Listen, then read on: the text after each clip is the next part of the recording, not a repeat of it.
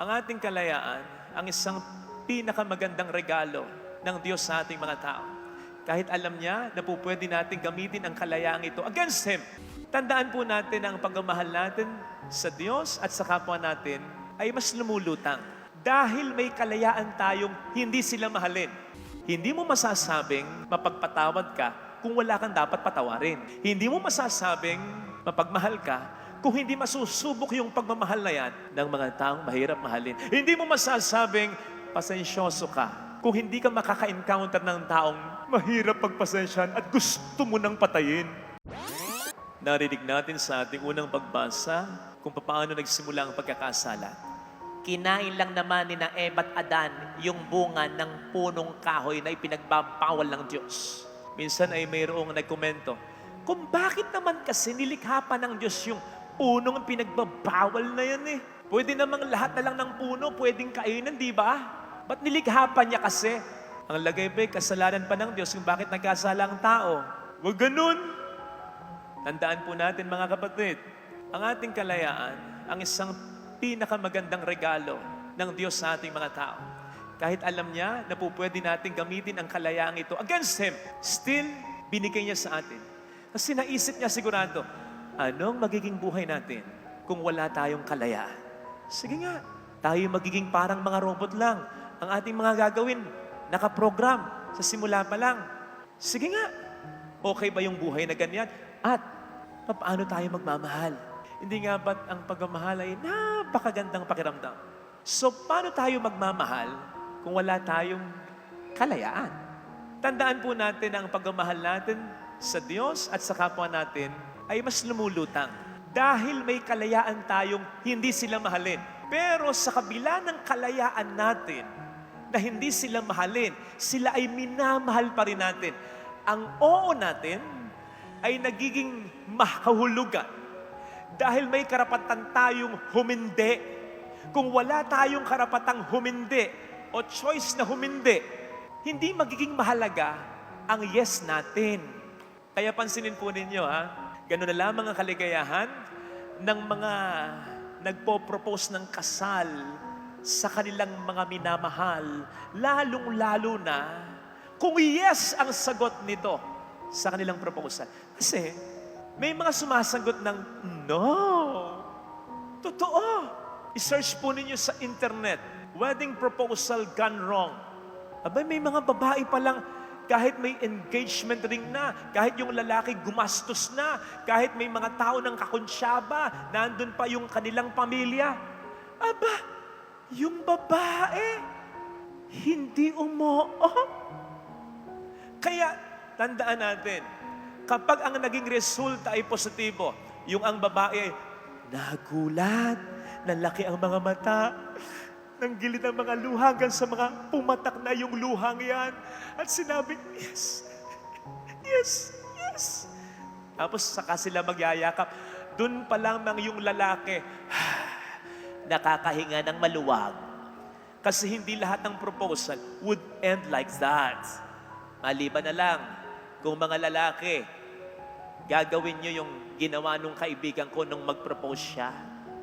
Kasi ang sinabi niya ay hindi, will you marry me? Ang sinabi niya, you will marry me. Sa pilitan nato. Seriously, we are blessed sapagkat mayroon tayong Diyos who allows us to freely love Him.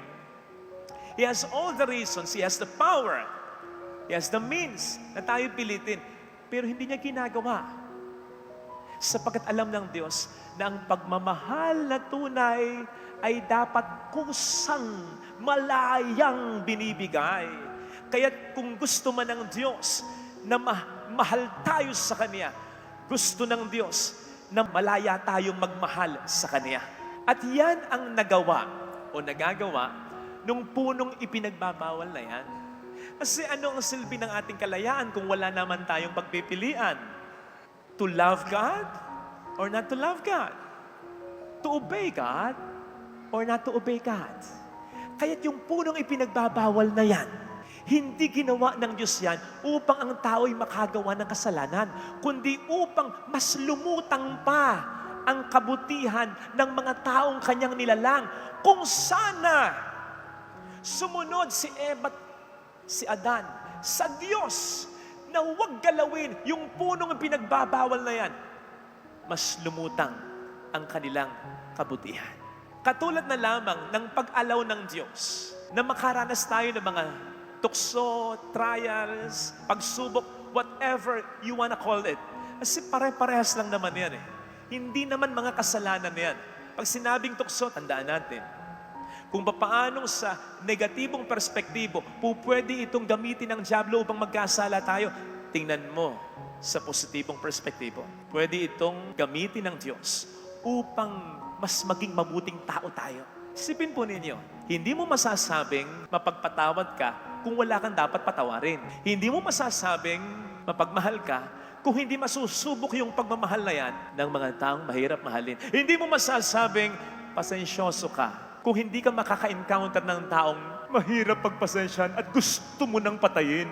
Dahil sa temptations, mga tukso, mga trials, lumulutang ang kabutihan natin. Besides, nangako ang Diyos sa 1 Corinthians 10:13, hindi niya tayo ilalagay sa tukso na hindi natin kakayanin. Ang sabi doon ni San Pablo ay ganito, yung mga pagsubok na dumadating sa inyo ay naranasan din ng ibang tao. Ibig sabihin, walang bago. Kapag tayo may mga pagsubok, halimbawa, sino man dito ang may matinding problema ngayon, hindi sinasabi ng Diyos, dahil sa problema mo, ay nako, ano yung problema mo? Bago yan na. Ngayon pa lang ako naka-encounter niyan. Man, hindi ko alam kung paano susolusyonan yan. Paano ba yan? Hindi ganun ang Diyos, Mars. Walang ganun, tol. Kapag mayroon tayong mga temptation, problema, struggle sa pagsubok, hindi na susurpresa ang Diyos. Manapa ang sinasabi niya, yung problema mong yan, marami na akong na-solve na problema na mas matindi pa sa problema mong yan. Kaya huwag kang mag-alala. Malulusutan mo yan. Hindi kita pababayaan. Yun naman ang sinasabi sa 1 Corinthians 10:13. Ituloy natin. Ang Diyos ay tapat. Hindi Kanya ilalagay sa pagsubok na hindi mo makakaya. Ituloy pa natin. Ang sabi ni St. Paul, pagpasok ng pagsubok, nando na ang lakas na ibibigay niya sa iyo upang ito iyong makayanan. Nando na agad ang paraan upang ito iyong malampasan. Pumapasok pa lang ang pagsubok, plansyado ng Diyos. Kung papaano at kung kailan tayo lalabas ng victorious mula sa mga pagsubok na ito. Tandaan natin yon. Hindi ako ang nagsabi noon. Ang Panginoon, simplihan natin. Sa bawat struggle, sa bawat pagsubok, sa bawat temptation, nandun na agad ang solusyon. Father, maganda yung sinasabi mo eh. May biblical basis pa. Pero sa ngayon, hindi ko maramdaman yon. Hindi ako makakita ng solusyon sa pinagdaraanan ko ngayon. Kapatid, ang nangyayari sa iyo ay yung nangyari kay Pedro na dapat ay nakafocus kay Kristo pero biglang lumubog sa tubig dahil na-focus ang kanyang pansin sa alon. Ang nangyayari sa iyo, hindi mo napapansin yung mga solusyon dahil na-focus ka sa struggle mo, sa problema mo, sa pinagdaraanan mo ngayon. Hindi nga ba't mayroon tayong sinasabi, whenever you have a big problem, huwag mo sasabihin ito, Lord, I have a big problem. Mas lalo kang sasamain kung ganon. Kasi pinaliliit mo yung pananampalataya mo sa Kanya, minamagnify mo naman ang iyong problema. Mas lalo kang mahihirapan. Mas lalo mong mafe-feel na hindi mo kaya. Kahit sa totoo lang, kakayanin mo na talaga sa tulong niya. Kaya lang minamagnify mo yung problema. Ang sinasabi sa atin, gaano man kalaki ang problema, palakasin mo yung pananampalataya mo sa Kanya. Therefore, say, problem, I have a big God. Huwag ma-focus ang pansin mo sa problemang pinagdaraanan mo, sa sakit, sa lungkot, sa takot, sa pag-aalala na nararanasan mo, maging sa kasalanang kinasasadlakan mo. Kasi yun ang gusto ng diablo. Yung ma-focus ka doon sa temptation para hindi mo makita ang mga solusyon Tingnan po ninyo, yung pinakaunang banat niya kay Eva. Anong sabi ng demonyo kay Eva? Totoo bang sinabi ng Diyos na hindi pwedeng kainin lahat ng bunga dito? Yun yung sinabi ng Diablo. Hindi naman yun ang sinabi ng Diyos. Ang sabi ng Diyos, pwede niyong kainin lahat. Pwede lang sa isa. Anong sabi ng Diablo? Totoo ba na sinabi ng Diyos na hindi po pwedeng kainin lahat ng yan? Bakit ginaganon ng Diablo si Eva? Para maalis sa pansin ni Eva yung mga maraming puno at ma-focus lamang siya sa isang puno na gustong ipagkalaw ng Diablo sa kanya para hindi mapansin, para makalimutan ni Eva ang mga solusyon upang siya ay mas malapit sa Panginoong Diyos at upang ma-focus lamang siya sa temptation na dinududot ni Satanas sa kanya noon.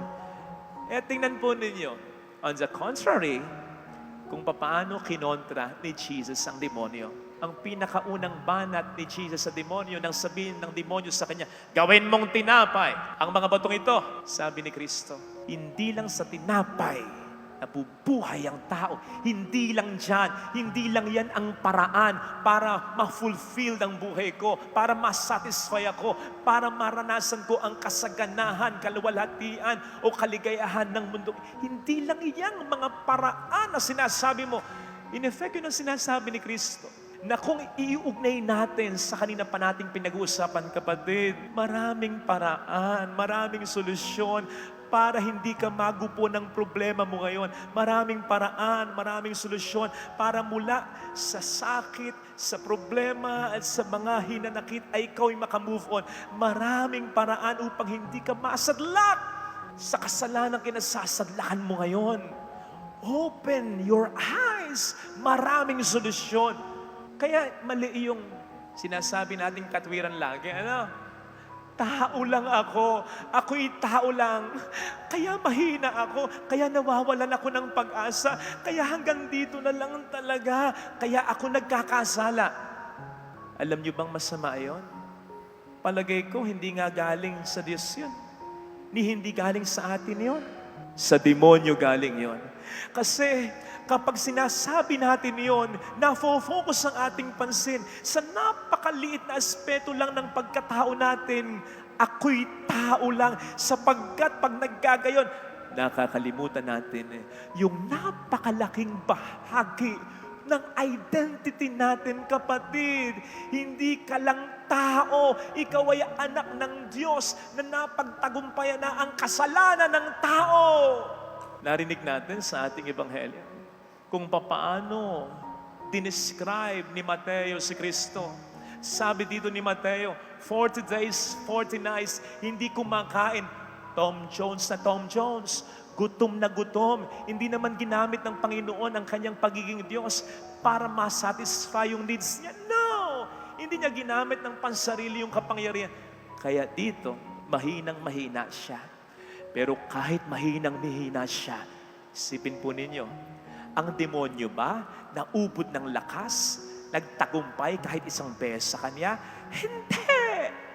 Hindi! So in effect, sinasabi dito ni San Mateo sa ating lahat ngayon, kung noon mahinang-mahina si Kristo na taong-taong tulad mo, tulad ko, hindi nagtagumpay ang Diablo. Ngayon pa kayang ang lahat ng kaluwalhatian ay nasa Kanya na. Siya'y nakaupo na sa trono. Ngayon ka ba makakabahan? Ngayon ka ba panghihinaan ng kalooban? Ngayon mo ba sinasabing, ako'y tao lang, ako'y hanggang dito lang? Kapatid, pinangako ng Diyos sa'yo, hindi Kanya pababayaan. Kaya sabi ni St. Paul, kiklaim mo lang ito, if God is with us, who can be against us? Kaya sa totoo lang, nasa sa tao na lang. Hindi ko maisip na baka napapagod na nga ang Diyos sa atin. Lahat binibigay niya. Pero wala pa rin.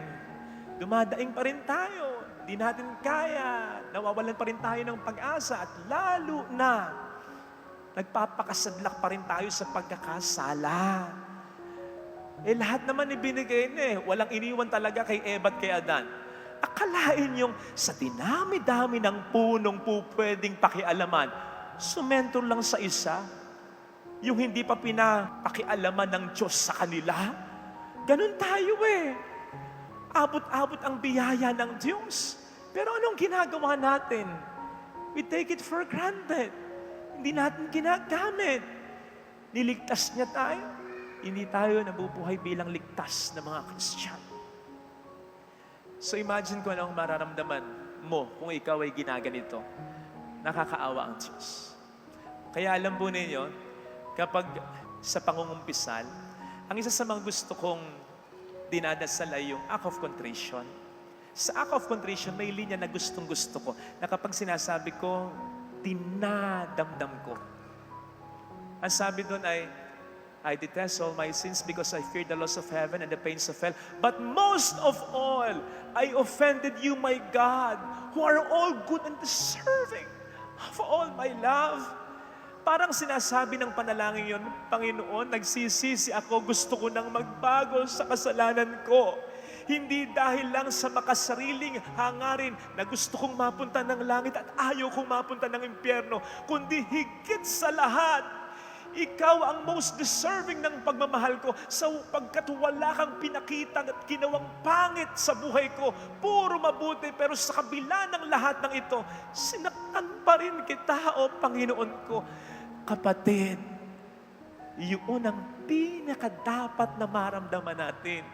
Sa gayon, siguradong magsisisi at magbabago tayo sa kasalanan natin. Kapag nakikita at talagang napapaniwalaan natin kung paano natin sinasaktan ang Panginoon sa kabila ng kanyang kabutihan sa atin. Sana lang, ito rin ang maging realization natin sa pagbabago natin, lalo pat kung ang nagiging biktima ng kasalanan natin ay hindi lamang ang Diyos na most deserving ng pagmamahal natin, kundi pati ang kapwa-tao natin, yung mga nagmamahal sa atin, yung mga may choice na hindi tayo mahalin pero minamahal tayo, yung mga may choice na hindi tayo tulungan pero tinutulungan tayo, yung mga may choice na hindi tayo patawarin pero pinapatawad pa rin tayo paulit-ulit. Tapos paulit-ulit din natin silang sasaktan. Wag naman. Mahirap na karanasan yung gantihan ka ng masama dahil sa masama na yung ginawa. Pero may ginawa ka kasing masama. Masakit man yun, tanggap mo yun. Gantihan lang yan eh. Pero yung walang ginagawang masama sa iyo, bagkus ay napakarami pang mabuting ginawa sa iyo. Tapos masama yung igaganti mo, sasaktan mo, pasasakitin mo ang ulo, tudurugin mo ang puso. Anong klaseng puso o concern meron ka?